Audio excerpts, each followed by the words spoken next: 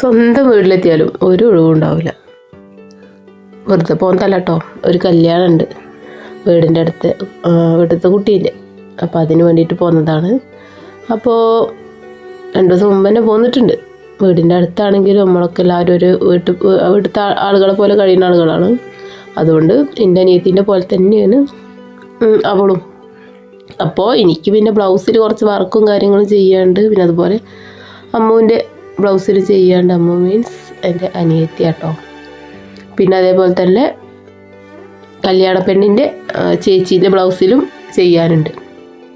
അപ്പോൾ എന്തായാലും എൻ്റെ ബ്ലൗസിൽ ഞാൻ ചെയ്യട്ടെ.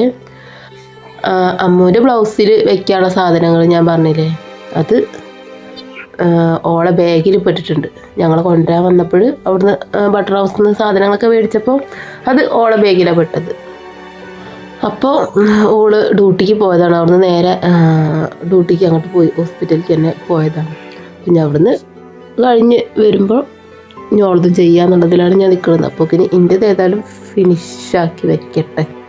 അപ്പോൾ എങ്ങനെയുണ്ട് വർക്ക് എന്നൊക്കെ ഒന്ന് കമൻറ്റ് ചെയ്യണം കേട്ടോ. ഇതിൻ്റെ ഫോട്ടോയും കാര്യങ്ങളൊന്നും അങ്ങനെ എടുക്കാനൊന്നും പറ്റിയിട്ടില്ല. ഉള്ളത് ഇത് ഓണം പോലെ ആക്കി ഞാൻ എടുത്തിട്ടുണ്ട്. അതായത് ബ്ലൗസ് വർക്ക് ചെയ്തതിൻ്റെ ഫോട്ടോ ഒക്കെ ഉണ്ടാവില്ലേ, അതൊന്നും എനിക്ക് അങ്ങനെ എടുക്കാൻ പറ്റിയിട്ടില്ല. ആകെ ഒരു ഹർബറി പരിപാടിയായിരുന്നു. അപ്പോൾ അതുകൊണ്ട് അതിനൊന്നും പറ്റിയിട്ടില്ല. ഇത് ഏതൊരു ആളുകൾക്കും ചെയ്യാൻ പറ്റുന്ന ഒരു കാര്യമാണ് കേട്ടോ. കുറച്ച് ക്ഷമ നല്ലോണം വേണം. ക്ഷമ ഉണ്ടെങ്കിൽ നമുക്ക് ഇതൊക്കെ ചെയ്യാൻ പറ്റുള്ളൂ കേട്ടോ. പിന്നെ എന്താണെന്ന് വെച്ചാൽ ഈ ഒരു ഡിസൈനും കാര്യങ്ങളൊക്കെ ചെയ്യണതിന് തന്നെ നല്ല പൈസ ഉണ്ട് കേട്ടോ. ഒരു ബ്ലൗസ് അടിക്കുന്നതിലേറെ പൈസയാണ് ഇങ്ങനെ വർക്ക് ചെയ്യാൻ. ഒരു ബ്ലൗസ്, ഒരു സാധാരണ ഒരു ബ്ലൗസ് അടിക്കാൻ ഒരു 750-300 കൂട്ടുക. പക്ഷെ അതിൽ വർക്കൊക്കെ ചെയ്ത് വർക്കിന് മാത്രമാണ് അത്ര 500, 1000, 2000. വർക്ക് കൂടുന്തോറും റേറ്റും കൂടും കേട്ടോ. അങ്ങനെയാണ്. പക്ഷേ നമുക്കിത് സിമ്പിളായിട്ട് നമുക്ക് ചെയ്യാം. കാരണം ഈ ഒരു ഗ്ലൂ, അതുപോലെ കുറച്ച് നമുക്ക് വേണ്ട ഒരു ഐഡിയകൾ ഉണ്ടാവില്ല നമുക്ക് നമ്മളെ ബ്ലൗസിൽ എന്തൊക്കെ വേണം എന്നുള്ള സംഭവങ്ങൾ. അപ്പോൾ അതൊക്കെ ഉണ്ടെങ്കിൽ നമുക്ക് തന്നെ ചെയ്യാം. അപ്പോൾ അത്രയേ ഉള്ളൂ. എനിക്ക് പിന്നെ പൊതുവേ ഇങ്ങനത്തെ കാര്യങ്ങളോട് വലിയ താല്പര്യമുള്ള ഒരു ആളാണ് ഞാൻ. എൻ്റെ ബ്ലൗസിലും അതുപോലെ ചുരിദാറിലും അങ്ങനെയൊക്കെ ഞാൻ അങ്ങനെ ചെയ്യലുണ്ട്. അപ്പോൾ അതുകൊണ്ട് പിന്നെ എനിക്കത് വലിയ കുഴപ്പമില്ല.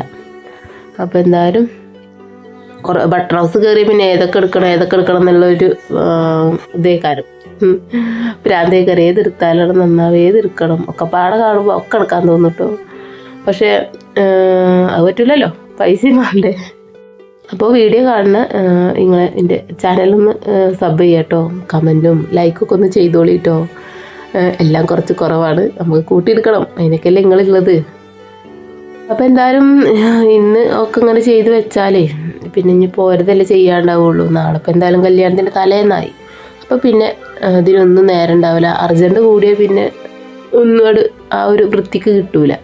അപ്പോൾ അതുകൊണ്ട് ഞാൻ ഇതിൻ്റെ ഏതായാലും വേഗം ചെയ്യട്ടെ. ഞാൻ മേടിച്ചത് ഇങ്ങനെ അടി ഫ്ലാറ്റായി കിടക്കണ ഒരു ബീഡ്സോ സ്റ്റോണോ, അത് ബീഡ്സ് അല്ലെങ്കിൽ മുത്ത് അങ്ങനെ അറിയാം. പിന്നെ ഇങ്ങനെ കണ്ടില്ലേ ഒരു പൈപ്പ് പോലെ കൊടുത്തിട്ടില്ലേ ഞാൻ, അത് പിന്നെ മുത്താണ് കേട്ടോ. അപ്പോൾ അങ്ങനെ അതും ഒരു നൂലിൽ കോർത്ത് അങ്ങനെ വെച്ചുകൊടുത്തതാണ്, ഗമ്മ തേച്ചിട്ട് വെച്ചുകൊടുത്തതാണ്. പിന്നെ കുന്തൽ സ്റ്റോണും മേടിച്ചിട്ടുണ്ട് കേട്ടോ. പിന്നെ അതിൻ്റെ ആ ഒരു ലൈനിൻ്റെ മുകളിൽ ഇങ്ങനെ കുന്തൽ സ്റ്റോണും ഇങ്ങനെ ഒട്ടിച്ച് കൊടുക്കും. അപ്പോൾ നല്ലൊരു ഭംഗിയാണ് കേട്ടോ. പച്ച കളർ കുന്തൽ സ്റ്റോണും കൂടെ ഒട്ടിച്ചാൽ നല്ലൊരു രസമുണ്ട്. പക്ഷേ കുറച്ചും കൂടെ ചെയ്യണം എന്നൊക്കെ ഉണ്ടായിരുന്നു. പക്ഷേ പിന്നെ ഞാൻ കരുതി പിന്നെ എന്തിനാ ഇപ്പോൾ വെറുതെ ഒരു ദിവസമല്ലേ ഇപ്പോൾ ഇത് ഇടുള്ളൂ, അപ്പോൾ ഇത് മതി എന്നുള്ള ഭാവത്തിലാണ് ഞാൻ. ചൊറുക്കൊക്കെ ഉണ്ടല്ലേ കാണാൻ. എനിക്ക് പച്ച ആ ഒരു കുന്തൽ സ്റ്റോൺ നല്ലോണം പാറ്റിട്ടോ. അപ്പം ഞാൻ അതോടെ എടുത്തു, ഒന്നും നോക്കിയില്ല. പച്ച സാരിയും അതുപോലെ പച്ച ബോഡി പച്ചയും ബോർഡർ ഓറഞ്ചും അങ്ങനെയാണ് വരുന്നത്. ഒരു ചുവപ്പ് കലർന്ന ഓറഞ്ചാണ് വരുന്നത്. അപ്പോൾ ഈ ബ്ലൗസ് ഞാൻ സെപ്പറേറ്റ് എടുത്തതാണ്. അപ്പം അങ്ങനെ എൻ്റെ പണിയായുധങ്ങളും കാര്യങ്ങളൊക്കെയാണ് ഈ കാണുന്നത്. അതായത് ചുരുക്കി പറയുന്നത് എന്താണെന്ന് വെച്ചാൽ നമുക്കിതൊക്കെ ഒരു വരുമാനമാക്കാം. നമുക്ക് അതിനുള്ള ആ ഒരു തൻ്റെ ഇടവും കാര്യങ്ങളൊക്കെ ഉണ്ടെങ്കിൽ നമുക്കൊരു വരുമാനമാക്കാം. എനിക്ക് ചെറുതായിട്ട് അങ്ങനെയൊക്കെ ഒരു മോഹം തുടങ്ങിയിട്ടുണ്ട്. അപ്പോൾ എന്തായാലും ഞാൻ വർക്ക് ചെയ്യുന്ന ഇടയിൽ ചെറിയ മഴയൊക്കെ ഇങ്ങനെ പെയ്യുന്നുണ്ട് കേട്ടോ. അപ്പോൾ ഞാൻ പേടിയുണ്ട്, കാരണം ഞങ്ങളൊരു ഷെഡ് വീട്ടിലല്ലേ. അപ്പോൾ ചോറ് തൊലിക്കും എൻ്റെ പടച്ചോനെ, എൻ്റെ സാരീൻ്റെ ബ്ലൗസിൻ്റെ വർക്ക് എൻ്റെ സാധനങ്ങളൊക്കെ കൊണ്ട് ഞാൻ എങ്ങോട്ടാ ഓടുക എന്നുള്ള ഭാവത്തിലാട്ടോ. വേനൽ മഴ അപ്പോൾ അങ്ങനെ പ്രതീക്ഷിച്ചിട്ടൊന്നുമില്ലല്ലോ.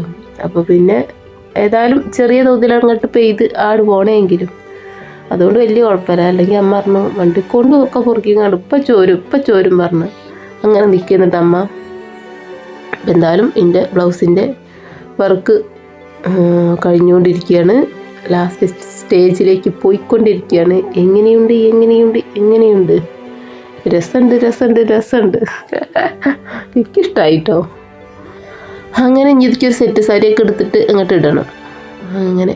അപ്പം എന്തായാലും ഇന്നത്തെ പണികൾ അങ്ങോട്ട് അവസാനിപ്പിക്കുകയാണ്. അമ്മു എത്തി.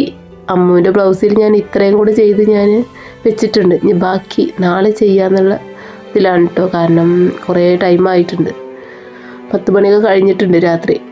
അപ്പം ഇനി നാളെ ചെയ്യാന്നുള്ളതിലാണ് നിൽക്കുന്നത്. അപ്പോൾ ഓക്കും തന്നെ ഇങ്ങനൊരു വൈറ്റ് കളറ് ഇതാണ് കേട്ടോ,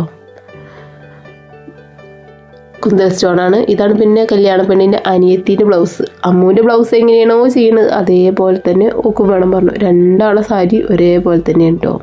അമ്മ കുറേ മുൻപെടുത്തതാണ്, പിന്നെയാണ് കല്യാണം വന്നത്. അപ്പം ഇനി കല്യാണത്തിന് ഒരുക്കാലൊന്ന് വെച്ച് അങ്ങനെ നിന്നു. പിന്നെ അങ്ങനെ ഡ്രസ്സ് എടുക്കാൻ പോയപ്പോൾ മറ്റോളും തന്നെ ഈ ഒരു സാരി കണ്ട് ഓക്കും തന്നെ അതന്നെ മതിയായിരുന്നു. അപ്പോൾ ഓക്കെ, ഞങ്ങൾ സാരീൻ്റെ ഫോട്ടോ ഇവിടെ വെക്കാം കേട്ടോ. അപ്പോൾ ഇത്രയേ ഉള്ളൂ ഞങ്ങളുടെ വീഡിയോ.